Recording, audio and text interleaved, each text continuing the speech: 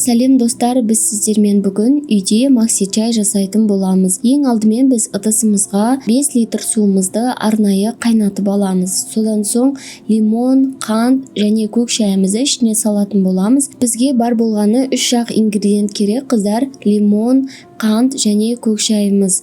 Мен көк шайда бір реттік дүкеннің көк шайын сатып алдым және де лимондарымның барлығын осылай турап алып, үстіне қайнап тұрған арнайы алдын ала қайнатып алған суымызға салып, қантымызды үстінен қосып және де үстінен көк шайымызды қосып жақсылап араластырып аламыз. Содан соң мен бір пакеттегі көк шайды осылай қалдырып қойдым. Өйткені түсі қанық болады және де көк шайдың дәмі шығатын болады. Ал егер сіз салып, содан соң қайтадан ала салатын болсаңыз, онда көк шайдың дәмі дұрыс кірмей қалуы мүмкін. Мінекей мен осылай пакетте қалдырып қоямын. Ішіне бөлме температурасында суытуға қалдырасыздар. Барлық лимонын, қантын салып болғаннан кейін арнайы ыдыстарға жеке-жеке осылай құйып аламын. Бөлме температурасында сіздердің макси чайларыңыз суып болғаннан кейін осылай сүзгіштің көмегімен лимонды бірге сүзіп аламыз. Егерде сіздерде мен сияқты жеке-жеке ыдыстарға құйып аламын десеңіздер,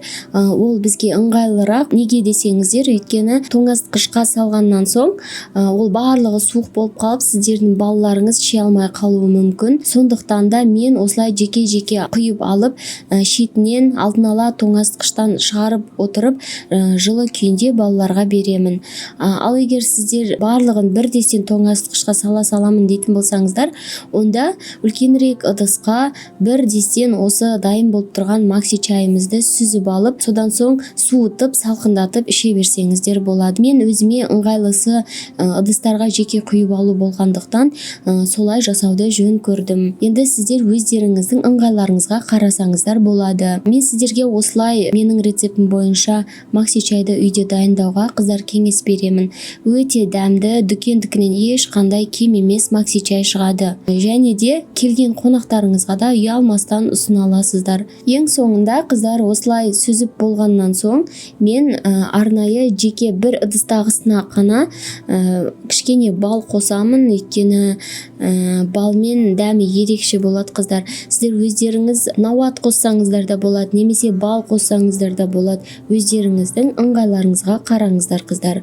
Содан соң егерде тәттілігі аз болып жатса, кішкене қант қосып жіберсеңіздер болады. Мінекей осылай өте керемет макси чайымыз шықты қыздар. Мен сіздерге үй жағдайында жасап көруге кеңес беремін. Және де дүкеннен қайта-қайта сатып алып жүрмейсіздер. 5 литрдің өзі сіздерге ұзаққа жетеді. Менің видеомды көру сіздерге егерде пайда алып кеп жатқан болса, қыздар, маған лайк басып кетулеріңізді және де видеомды соңына дейін қарауды ұмытпаңыздар. Егерде подписация етілмеген болсаңыздар, төмендегі подписация батырмасына басып тіркеліп кетуді ұмытпаңыздар. Барлықтарыңызға ас болсын, сау болыңыздар.